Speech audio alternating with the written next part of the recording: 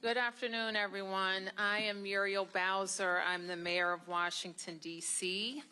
We are in one of the district's buildings, the Marion Barry building, and I am joined by members of my senior team, the city administrator for the district, Kevin Donahue, MPD's chief, the chief of police, Pamela Smith, deputy mayor for public safety and justice, Lindsay Appiah, the Deputy Mayor for Health and Human Services, Wayne Turnage, and the Director of the D.C. Department of Human Services, Rachel Pierre. So I am here today. For those of you who are new to covering us, we are providing a situational update on the surge of federal resources in Washington, D.C. This will be a longish update. We're going to go through many slides giving you a state of affairs, and then we will have time for questions. I always want to remind people and give you a quick little primer of who we are in Washington, D.C. We are, unlike any other place in America, not quite a state, not exactly a city. We function as a city, county, and state. More than 700,000 Americans live here. We have a greater population than 2 states, and we fulfill all of the responsibility of citizenship. We pay federal taxes. In fact, we pay more per capita than most places, and we get back less.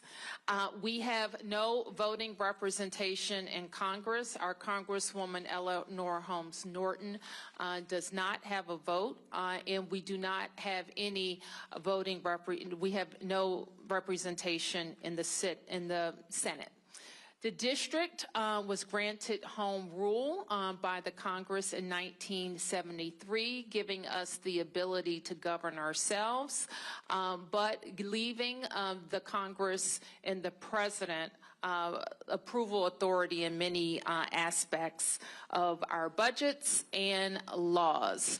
And as I have discussed over the last couple of weeks, the Home Rule Charter that I just referenced also gives the President of the United States a special provision allowing the President to compel the Mayor of Washington, D.C. to provide MPD services for federal purposes if the president declares an emergency. So the district is coordinating with the federal government, our federal partners, while we are maintaining on all aspects of the presidential emergency, while we are maintaining the provision of excellent government services. Last week, I instituted an emergency operations center. At the time, we called it an incident management team that helps us to organize within the government how we respond to emergent situations. And responding, making sure we are getting back to the federal government and making sure that our lead agencies in DMPSJ and MPD have everything that they need from the Fed. We organize in this manner. This Emergency Operations Center will also allow us to support federal surge or any federal task force activities beyond the emergency. So today we will be mainly focused on 3 of the 4 work streams, and let's start with public safety. And you have heard us talk many times, and many friends don't know how unique our system is in Washington, D.C. So when we talk about the criminal justice system in D.C., It's not a local system. So unlike any state or city, our city ecosystem for public safety combines local responsibility and federal responsibility. As you see, the Metropolitan Police Department, the brave men and women who protect us, of course, our city government. The DC jail is where people who have been arrested are held pre-trial. The federal system includes supervision of people before they go to trial.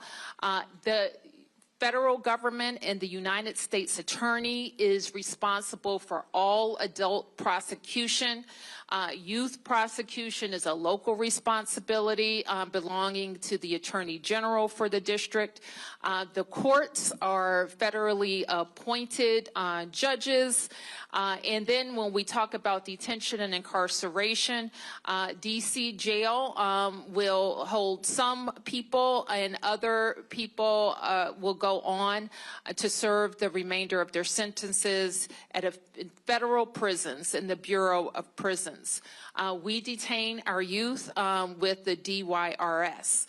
All of probation, both for adults and for youth, are a federal responsibility. I'd like now to talk about something you've also heard me talk about, and there's been some debate in our local press about what's happening with policing in DC and the number of police that we have in particular. So we wanted to give you a long view about where we are with the number of police, and we can talk a little bit about where I think we need to go. And Kevin and Lindsay, if you want to jump in to talk about the trajectory of policing, police hiring. Sure. I'll talk about the long view, and Deputy Mayor Pia will sort of talk about the past few years. So this chart shows an arc that dates back about 30 years. The first portion, you see a steady rise to try to drive towards 4,000 officers. That was achieved in 2008. Then you see a period of about 10 or 15 years where it undulates up and down, often for different reasons. There was a recession in 2008 to 2010. Budgets were cut as a result, and you see the numbers slide down. Then a push to build it back up to 4,000. Then there was a retirement bubble, largely from folks hired 25 years prior in the late 80s, early 90s. So it slides down to 3,700. Then we put in place very specific hiring and retention strategies, and you see it go back up. It undulates back up towards 4,000. The difference now is that you see a departure from that trend up and down between 4,000 and 3,700 that you saw over the past 10 years. Starting in 2020, that began a steady decline. Part of this was a national trend where it was just more difficult to hire law enforcement. Part of it was the result of choices that we made in D.C. around the budgets in 2020, and subsequently around the laws that govern policing that would make D.C. and MPD a less desirable place to come if you're a young person considering that career and you have choices between where to become an officer, whether it's local or federal. And I'll have DM Pia talk in more detail about what we've seen the past few years.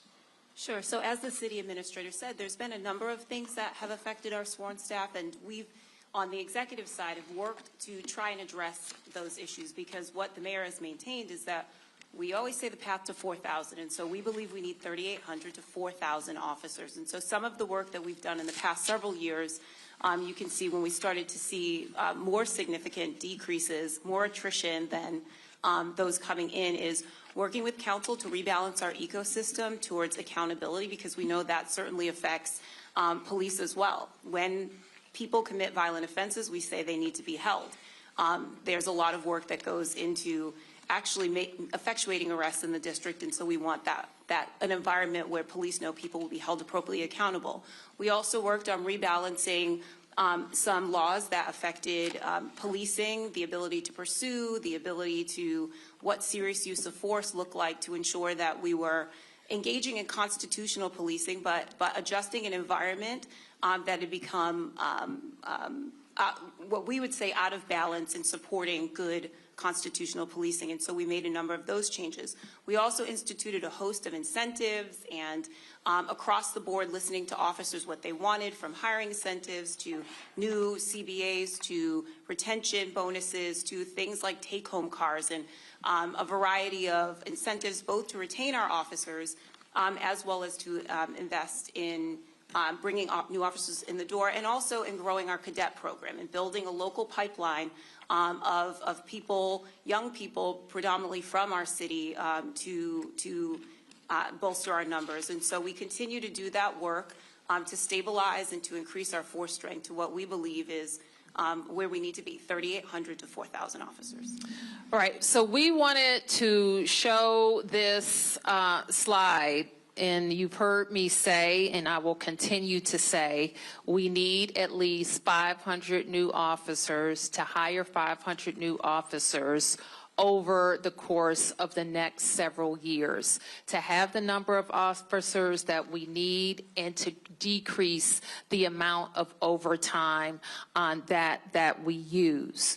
And so I want to move on to share with you, and I know that there have been data shared throughout this period, and this is a chart. It's been it shows, and this is the type of categories that the chief reports to me on a weekly basis about what's happening in crime in the district. We've highlighted the area in yellow that shows the impact of the surge of FBI, DEA, ATF, and Park and Capitol Police and other federal agencies in the district. And the federal surge has had a significant increase on crime in Washington, D.C. And we greatly appreciate the surge of officers that enhance what MPD has been able to do in this city. The most significant thing that we are highlighting today is the area of crime that was most troubling for us in 2023. Now, we have driven it down over the last years, but I'm going to get my glasses so I can make sure I can see it correctly. But for carjackings, the difference between this period, this 20-day period of this federal surge and last year represents a 87% reduction in carjackings in Washington, D.C. We know that when carjackings go down, when the use of gun goes down, when homicide or robbery go down, neighborhoods feel safer and are safer. So this surge has been important to us for that reason. I want to say that I have been personally engaged with Attorney General Bondi and the President's Chief of Staff, Susie Wiles, and I spoke with the President this afternoon. And I was reminded of our first meeting after his re-election where we discussed shared priorities for the district. There, I was reminded that the President's interest in cities predates his time in office, and his knowledge of D.C. had significantly increased from the first time he was in the White House. And so we knew that the priorities around safety and investment in infrastructure would be on the President's mind. Now, since this surge has begun, it has been my charge to my team, especially the chief, to make sure that while we have federal resources, that we are strategically using them to enhance MPD's efforts and to make sure that we are getting the best outcomes for DC residents. while at the same time making sure that we're living up to our commitments to DC residents and protecting local control and our autonomy.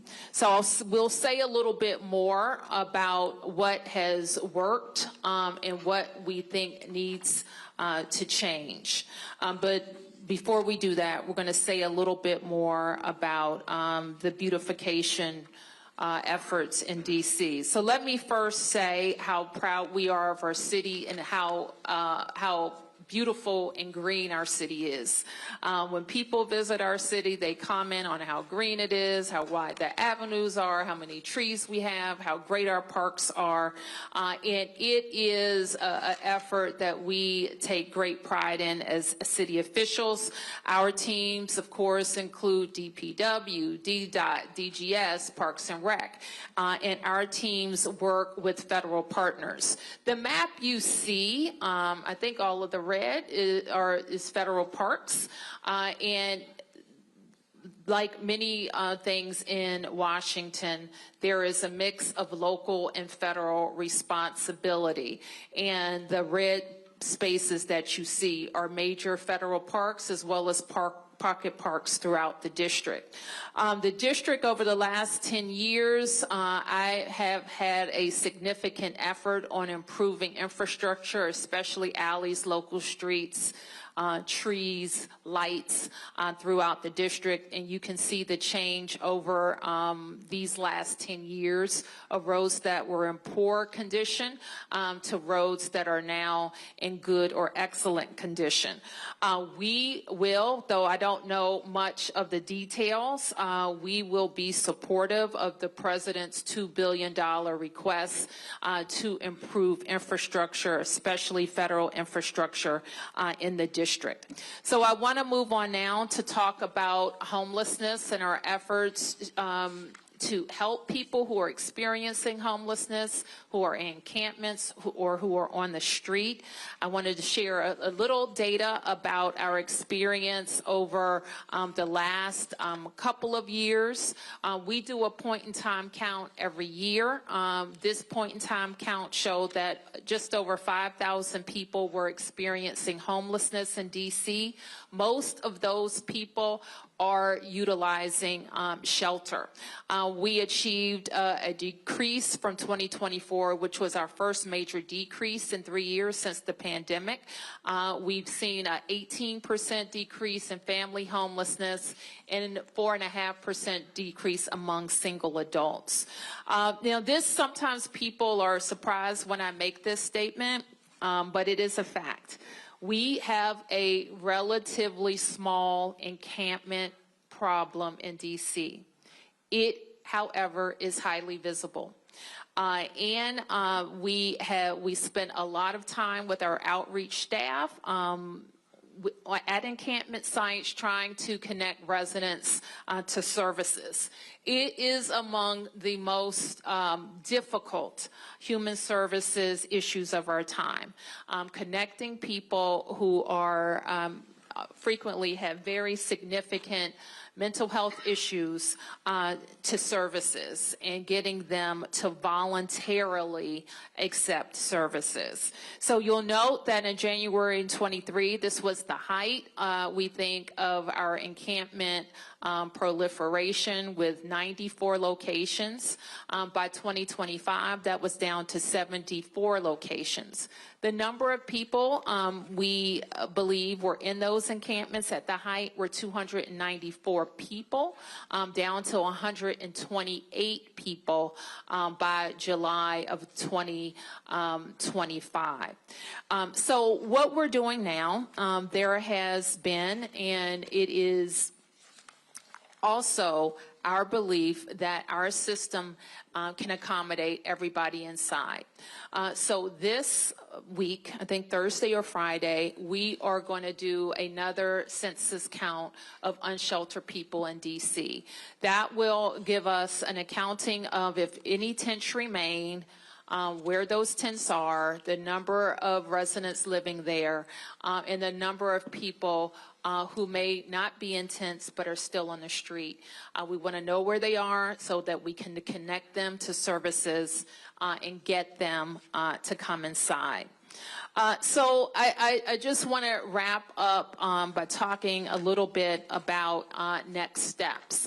Firstly, in the next couple of days, I will issue a mayor's order that spells out how our Emergency Operations Center will continue to engage with the federal clean and safe and beautiful task force and ensure that task force resources continue to be strategically deployed in the district. This is what we think in just a couple of weeks of experience has worked. Having more federal law enforcement officers on the street. We think having more stops that got to illegal guns has helped. We think that there's more accountability in the system, or at least perceived accountability in the system, that is driving down illegal behavior. We know that we have had fewer gun crimes, fewer homicides, and we have experienced an extreme reduction in carjackings. What we know is not working is a break in trust between police and community, especially with new federal partners in our community. We know having masked ICE agents in the community has not worked, and National Guards from other states has not been an efficient use of those resources. What's still needed is, in the city, we're going to continue to need more police. We continue to need more prosecutors, more judges, more effective prevention programs, and we need to ensure local control.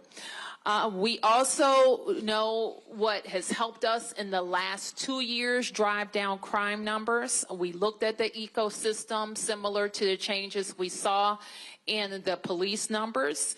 And we advanced legislation, the council advanced legislation, but we know there's more to do. We will continue to work with the DC Council and the Attorney General on legislative changes that will promote more accountability. We will approve the police contract to retain our force strength and look for other ways that will help us recruit and retain high-quality officers. We will offer a hiring and retention bonus to help us shore up our path to 500 new officers. And we, of course, are focused on ensuring accountability throughout our system. There are other non-law enforcement things that we will continue to focus on to promote safety, including unifying our violence intervention programs, increasing the capacity of our homeless services programs, making sure we're providing more mental health services to youth and adults, and delivering a new residential youth treatment center. Now, while this isn't a work stream of the federal task force, we include it in all of our discussions, and that's how we recharge the district's economy. You have covered a lot. The problem with the CR that caused us, the most recent CR that caused us to have to cut $1 billion from our budget, which in fact impacts our ability to quickly pay raises for firefighters and police officers. We are also very focused and working with the feds on stabilizing the federal workforce, accelerating land transfers where it makes sense, modernizing federal leasing, and other specific DC incentives that will promote our economic growth and recovery from many of the changes in our federal landscape. So that is a quick quick-ish update on where we've been in the last 2 weeks and where things stand. So with that, we'll be able to take a few questions. Let me get you, please. Thank you. Raphael with Channel 9. Yep. Mayor, it says that there have been 2 questions. There have been more than 1,500 arrests. Can we make the distinction between, or how are we quantifying between a federal arrest or an MPD arrest? And then another question for Chief Smith. Chief Smith, I think we made it clear that there's a trust that's been broken because some of the lines are being blurred when people on the street see MPD and federal agents responding maybe to the same scene. Perhaps to you it's clear who's doing what, but to the community it's not. How do you build that trust after the surge? So let me just answer the question on these data represent MPD and federal arrests, but maybe not all federal arrests. Okay? And Chief, you want to talk about Crest? Sure. Just a second question with regard to building community. We've come a long ways, I believe, here in the District of Columbia with police and community. We know that there is some work for us to do once the surge ends. We need to make sure that we are in our communities again. We're still there. We're still working with our community, and we're still creating, if you will, a space where we can have Q&A and answers with regards to our federal partners. We have worked with our federal partners. This is nothing new. We just have an enhanced presence, right? One of the things that I shared maybe a couple of weeks ago is that we have been specific in the locations where we would like for our federal partners to support us in with respect to those areas where we've seen a little bit of high crime, and we place them there in those locations with us to support those efforts. Yep. Right here. Mm-hmm. Good afternoon, Felicia Ashley, ABC7. In talking with Community Interactions, the Joint Task Force just sent an update yesterday that MPD made a request to have Joint Task Force staffing at certain metro stations as it relates to where school areas are at the start of school. Can you elaborate on what that partnership will look like and also your intention and hope behind that request as well? So with respect to the metro stations, I think that's really Metro Transit because I don't have oversight over the metro stations. With regard to having a federal task force available to us, when we do see surges and spikes in crime, it will certainly be helpful for us. We know that our federal partners work with us when we have various operations, or some folks like to call them takedowns around the city, very complementary in that space. And the expectation is that we will continue those efforts and hopefully have the opportunity when we want to conduct different operations or different surges, we can call upon them to be able to support us. Yep. I'll get you in a second. Yep. Madam Mayor, give thanks. In your conversations with the president, what assurance did you get that he would not attempt to go beyond the 30 days? That was not something that I discussed with the president, but with the Attorney General Bondi, and we will continue to work on how our Emergency Operations Center and the Federal Task Force can work together. Yep. Earlier this week, activists were out front of the D.C. courthouse during arraignments that lasted well into the night, about 100. My understanding is a good portion of them were no-papered. I just wanted to get your thoughts around that, just seeing as though police are arresting people. Yep, that's a great question. We don't have any information around what the courts have done or what the U.S. Attorney has done. We just don't have that information available for this briefing, but I do think it's important to understand. Mayor? Yes. Could you respond to the plan by the federal government, the Department of Transportation, to take over the management of Union Station? Well, the federal government owns Union Station, and I think that I don't know the details of what will happen if it's just about management, that I would consider that step one. If it's about what Union Station needs for its total transformation, that would be an amazing initiative for the federal government to take on. I have had a very early conversation when I visited the president during his most recent transition about Union Station and how that could represent a very significant and good investment for this region. Mayor? Yep. Hi, Tom Fitzgerald from Fox 5. We've seen some remarkable scenes from the people of Washington, D.C. over the last couple of weeks, reacting to the situation, dealing with the situation. The protest in front of the courthouse was mentioned. When you've looked around the district, what do you have to say about how the people of Washington have reacted over the last couple of weeks? I think D.C. residents are being, what I would expect from D.C. residents to be very focused on autonomy, local control, and their neighbors. So I think D.C. residents are very concerned about each other, and they're very concerned about their rights as Americans. So, yeah, I think D.C. residents are defending their city, they're promoting their city, and they are giving me ideas, talking to me, and trusting my judgment. Yep. Chief Smith, Randy Bass with DC News Now. Can you speak to any kind of hesitation that we might be seeing in the community when it comes to working with not only MPD, but working with federal law enforcement, creating that community connection, and any kind of hesitation when it comes to seeking out emergency services right now?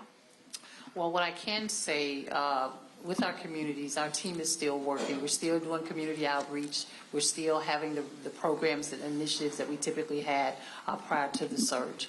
I mean, clearly there is some hesitation, obviously, with some of our community members, which is very important to me that my team, myself, that we are educating our communities on the relationships that we have with our federal partners. Again, I'll emphasize that the relationships are not new, right? It's just an enhanced presence. And what we want to do is to make sure that we're educating our communities how to engage with law enforcement when they come in contact with law enforcement for any reason. And we still want our community to reach out to us, right? Because like I said, MPD, the Metropolitan Police Department members are here. They're doing a fantastic job every single day in the community, and we want our communities to continue to have that trust with us when it comes to different type of activities that's going on that we need to know about. Now, if I could just add on to that, we don't know who's not calling, but we do know a lot of people are calling. And on that data sheet, which now I can't see, so. Yeah, so you'll notice on the data sheet it has calls for service, which in fact have increased during the surge. One of the things that we know about DC residents and visitors is that we're the fourth busiest 911 center in the country, right? While our population is not necessarily the fourth. So we encourage people to continue to call, continue to call or use 311. And that MPD continues to be our primary, this is our local police department that responds to calls for service. And so for those who feel hesitancy, although you can see a lot of people don't, those calls are quite high, that we'll continue to work with with MPD outreach, but all of our ANCs, our MOCRs, and everybody, for those who feel hesitancy, to continue to encourage engagement, because we do want people to continue to call when they need help. Let me go this way, and I'll come right over to you guys, okay? Yep. Two questions. The President Trump had said in prior days that he may look at a national emergency to keep the surge going, and then recently said that he doesn't think that is necessary. Do you think this is going to end after 30 days? And if it has been successful, do you want it to end after 30 days? What we want is local control of our public safety ecosystem, and that includes deployment of officers. And we want federal officers that work in coordination with us, DEA, ATF, FBI, who, as the chief just mentioned, work with us on major crime issues all the time, and our officers are familiar with working with them, and they have been helpful in the field. So do you think this is going to end after 30 days? I think we're going to have officers, and we want officers. We want to enhance our officer presence. And for the chief, the chairman of the Government Oversight Committee, Comer, sent a letter to you recently asking for all kinds of things, all kinds of records, and for transcribed interviews with 7 MPD commanders. Are you cooperating with that? How is that going? We will cooperate. We have been cooperating, and we will continue to cooperate. Thank you. Yes, sir. Yep. For the mayor, could you say why you believe the Trump administration exerting greater control over Union Station would be a good thing? They own Union Station. It's owned by the Department of Transportation. And it will be a good thing because that station has suffered from needing, some say $12 billion, but let's call it at least $8 billion worth of investment in the renovation.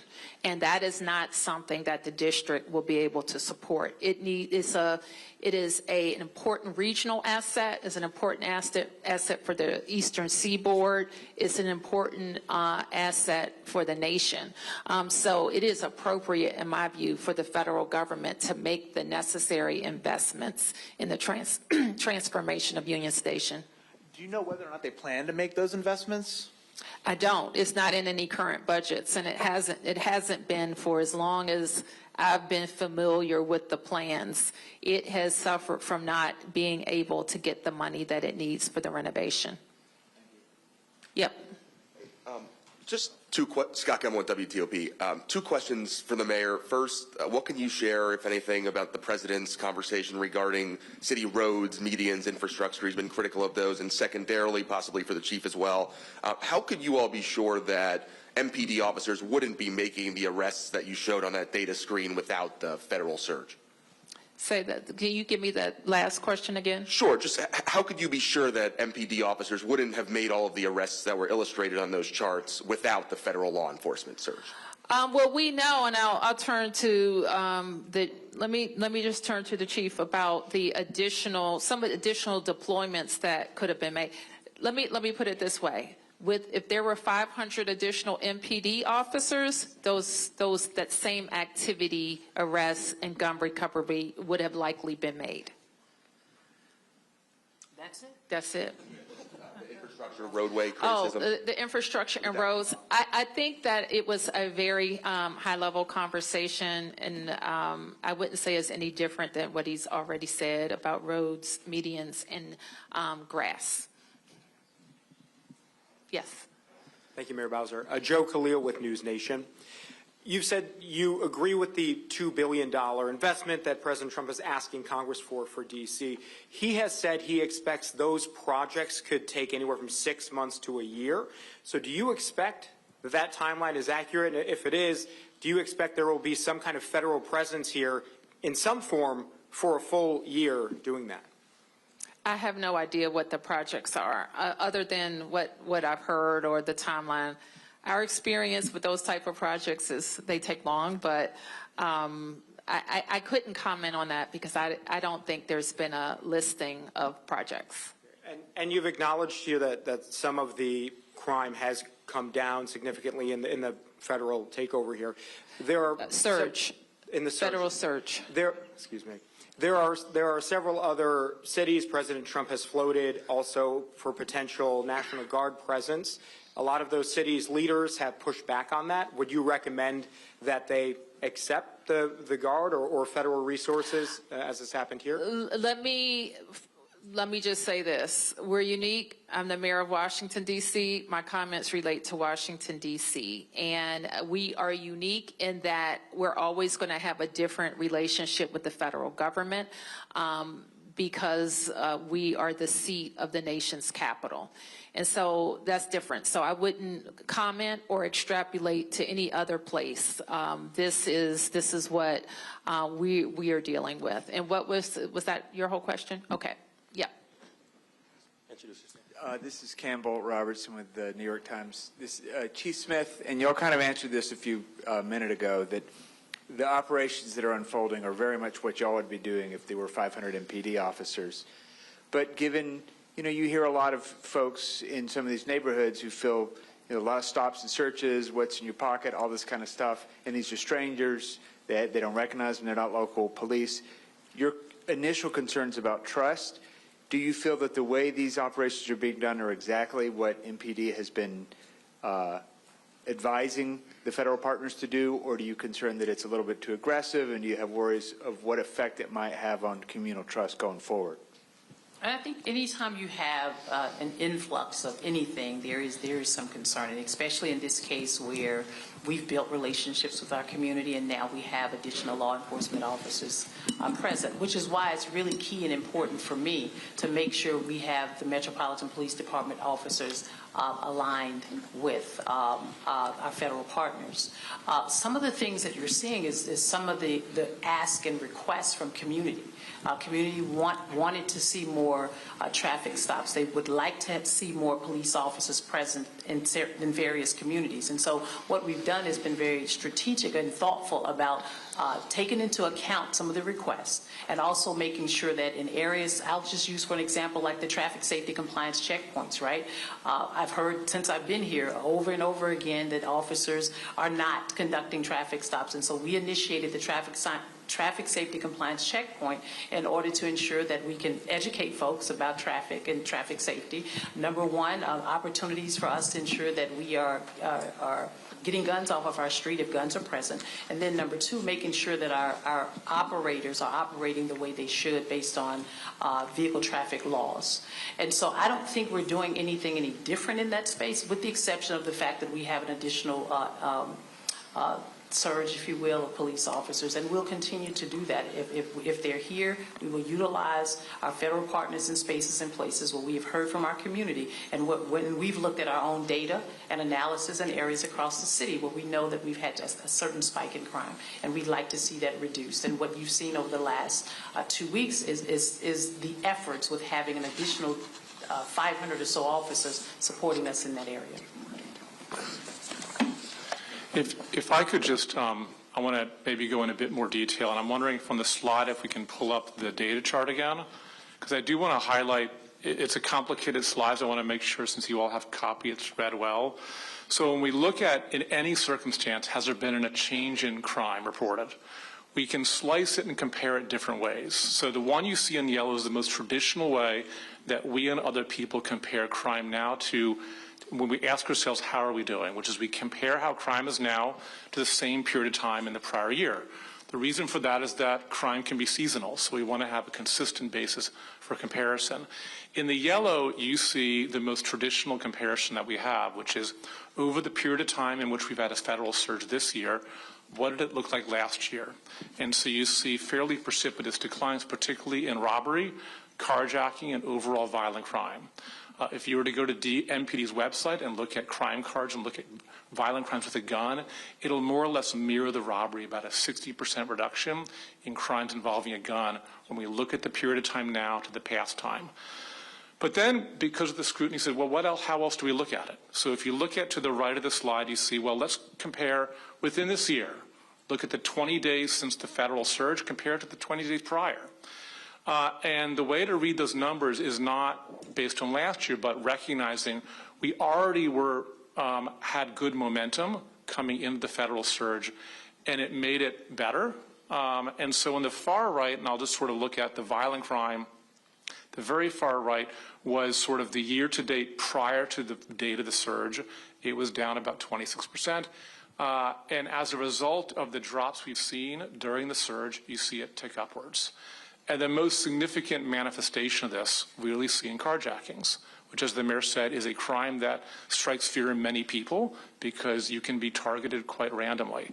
And that's where we've seen the largest impact of nearly a 90% change when we look at what's happened during the past 20 days and what looked at this in the past year. So that's for the totality of that slide.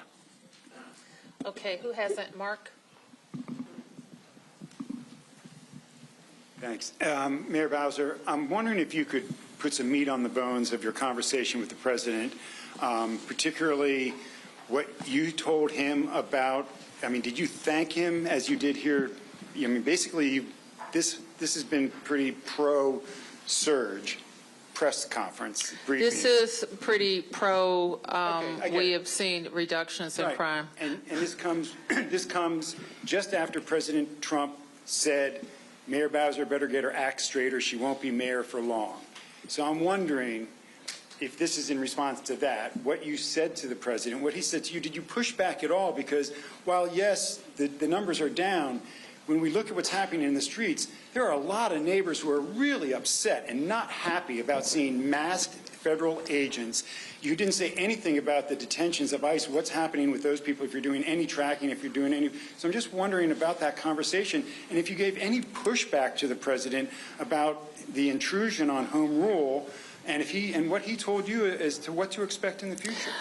Mark, let me say we had a what I would call a courtesy meeting with the president. I had following a substantive meeting with the Attorney General, who is his designee on this issue, along with the Chief of Staff. And I'm not going to talk about the details of that conversation. You have seen what I have laid out in terms of our concerns, and you have seen what I have laid out in terms of the benefits. And that is the huge number of federal law enforcement, not National Guard, federal law enforcement, that have enhanced NPD's deployment capacity. Did you push back about the masks at all with either the Attorney General or the President about these law enforcement agents not wearing name tags? Mark, I'm concerned about masks. And so while I'm not going to give you like a rundown of every word that was said in the meeting, you can be assured that the things that we are very concerned about, we are working on a resolution for. And what about the ICE detentions? You haven't said much about those at all. Do you have any numbers on that, on how many people have been detained? And are you tracking who those people are, or what's happening to those people? We do not have any information on anybody who was detained by ICE, as far as I know. And I am concerned for sure because we think anything that we do and anything that we're going to ask federal partners to do is focused on violent crime. I'm sorry, I don't know who's speaking. Okay. Okay. About the economic impact of those ICE detentions within covering families who are losing their homes, they are losing their jobs due to the fear, due to the immigration enforcement. What can you tell us? And what can you tell the Hispanic community and the immigrant community? Well, I'm devastated by people living in fear. I think you know very clearly how I feel about our nation needing comprehensive immigration reform, about the Congress establishing a pathway to citizenship for hardworking people who came to this country for a better life and who are not criminals, who are law-abiding. And I think when that question is finally answered, that's the only way to deal with this fear, or to deal with these agencies going after law-abiding people. Yep. Yep. Thank you. Olivia George with the Washington Post. Two questions. First, for the mayor. Under the Home Rule Act, what specific requests have been made for MPD services by the federal government, and how have those requests been communicated? Oh, we wouldn't be able to enumerate them here, but we do have a way of kind of centralizing requests. And one for Chief Smith, related to what was just asked. In what capacity is MPD assisting ICE with immigration enforcement?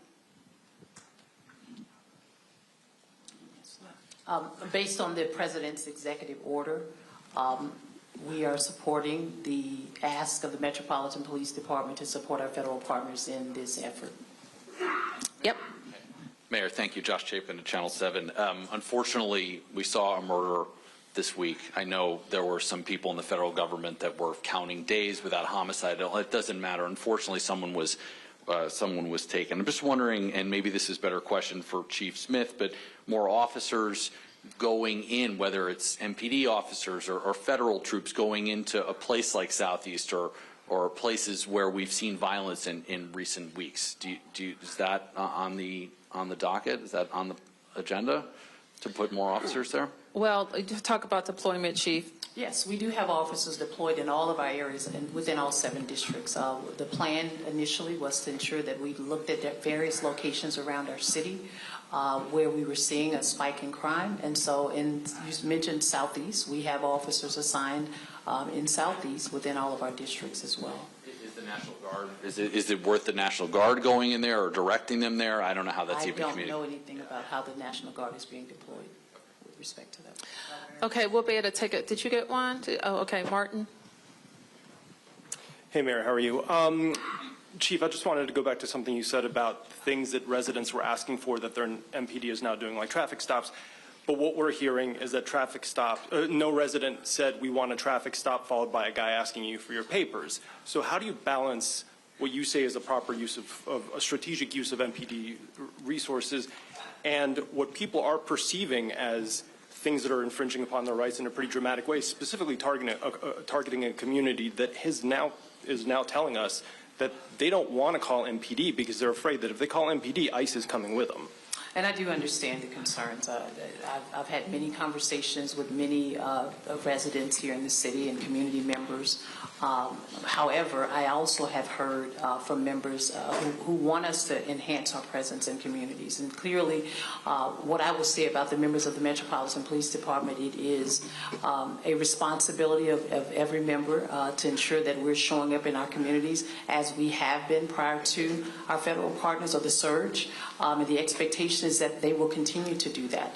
My oversight is over the members of the Metropolitan Police Department, and we do have great relationships with our federal partners, and it is my hope that if there are any concerns that members and community have with respect to, I won't say over-aggressive or any violations, that there's a space and a place for them to report that. And just to follow up on that one, I mean, there's already plenty of things that happened this week regarding more things that the president wants to do with the district. One thing he said in this executive order is that the Attorney General is now empowered to ask MPD to change its general orders the way that police officers are told to operate. Now, MPD doesn't have to say yes, but requests can be made. When would you push back? Mayor Bowser, when would you push back, and what type of request would you push back on? Would you What if the Attorney General said, listen, I want you to loosen standards on uses of force. I want you to allow more pursuits using vehicles. I want to get rid of body cameras. Like, how far is too far? I think all of those things you mentioned seem kind of too far, but that hasn't happened. Nothing has happened in that regard. The requests have to be made to me, and I would work with MPD on reviewing of requests. Yes.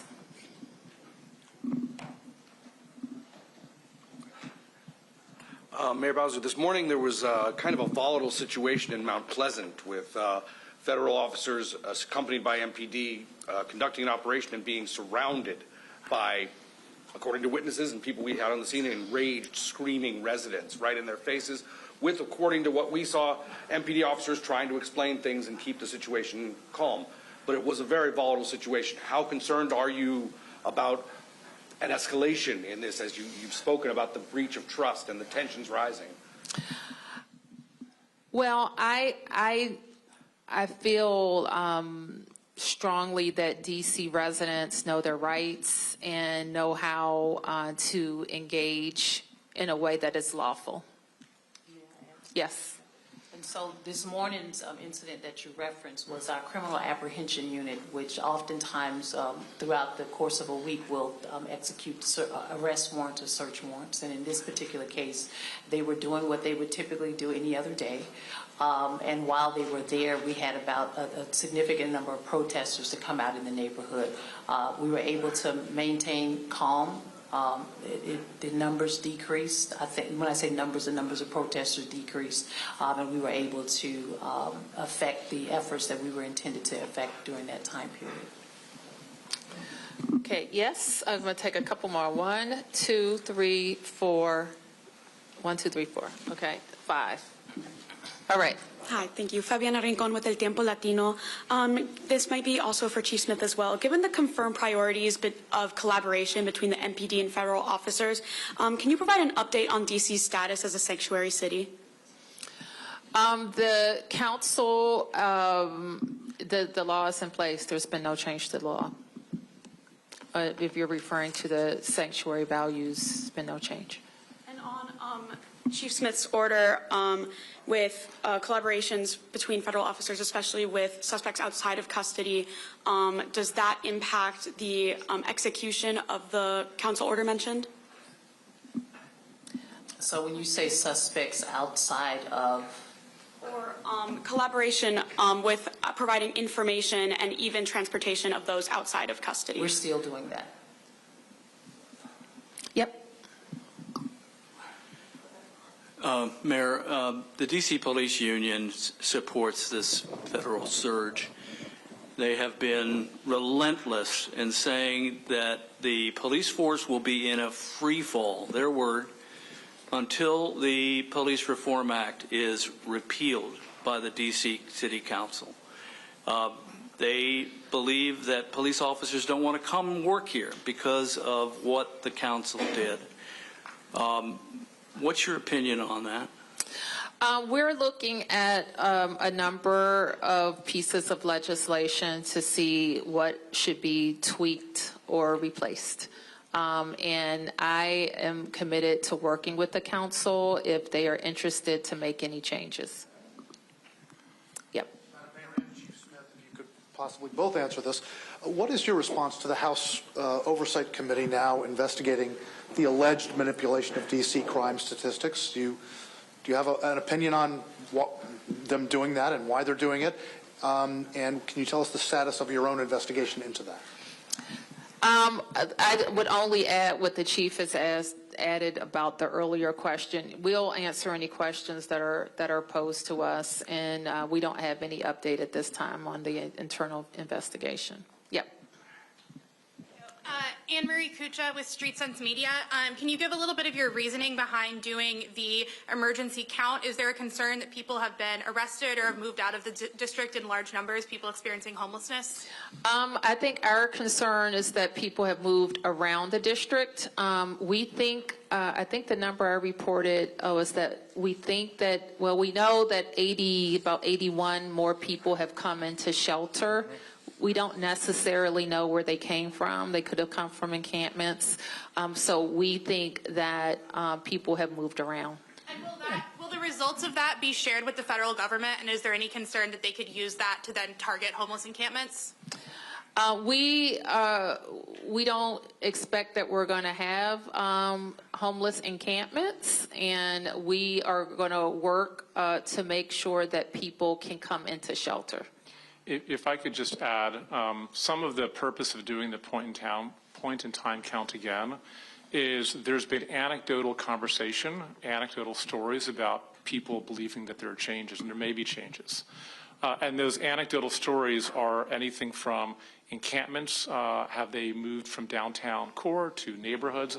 Are there fewer of them? Have more people taken shelter? So it's an attempt to cut through the anecdote and really get a sense of, given we're 20 days into a focus on homelessness in addition to crime, and quite frankly, that the city has made available additional shelter capacity. What does the numbers really sort of see at that? We're not collecting names for those who haven't done a point-in-time count. There's no names collected.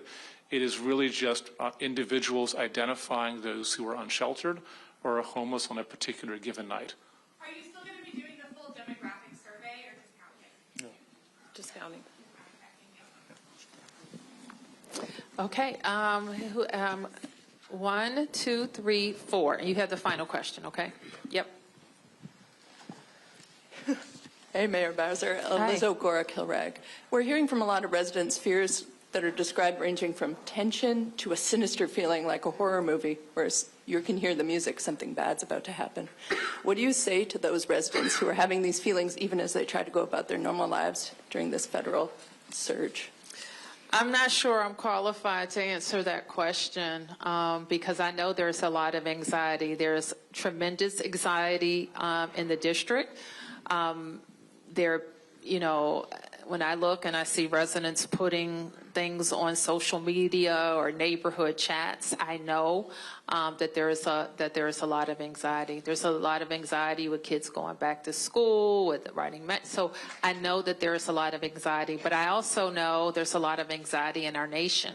It's anxiety over people being able to pay the bills or pay their electricity bill, or, I looked at what I spent last year on school supplies versus what I spent this year. So there's a lot of anxiety, and what I've told everybody is that we all have a role to play. Your role or that of my constituents is different than the role I have to play, but we all have to play our role in advancing and protecting our democracy. Yep. Beatrice Peterson, ABC News. Mayor Bowser, I was wondering if you could talk a little bit about an estimate about how much this federal surge is costing. Is MPD doing overtime? Is there support from local agencies?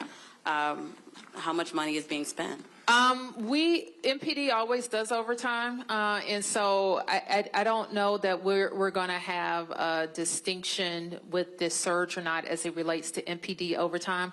One benefit of the IMTM setting up the Operations Center, and I didn't get a chance to introduce Clint Osborne earlier, who leads DC HCMA, but HCMA acts as our incident command for this new structure. And we are able to track expenses. Yes. Mayor Bowser, I'm Arthur Delaney with HuffPost. You mentioned a conversation with the Attorney General Pam Bondi about the 30-day time period. Are you expecting them to let this run its course at that time? Could you expand on that conversation at all? This is what I know, and I can't speak for them, but we will be prepared to take advantage of additional federal officers, to focus on the beautification, to support the federal task force when that time period expires. We will be prepared as a city. Mayor, nice to meet you. My name is Carlos, Univision. Hi, Carlos. What is your message to nervous Hispanic workers?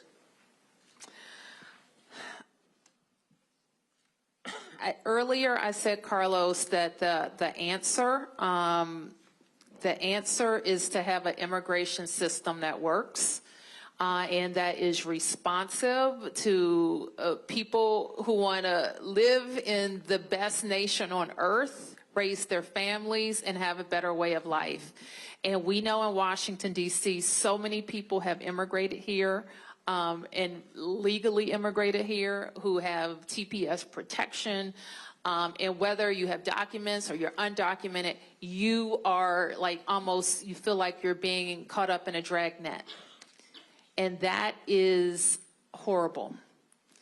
And to the extent that there is enforcement in this town that does not have, let me just say, we should be focused, all these additional federal resources, on violence. And that is what my hope will continue to be.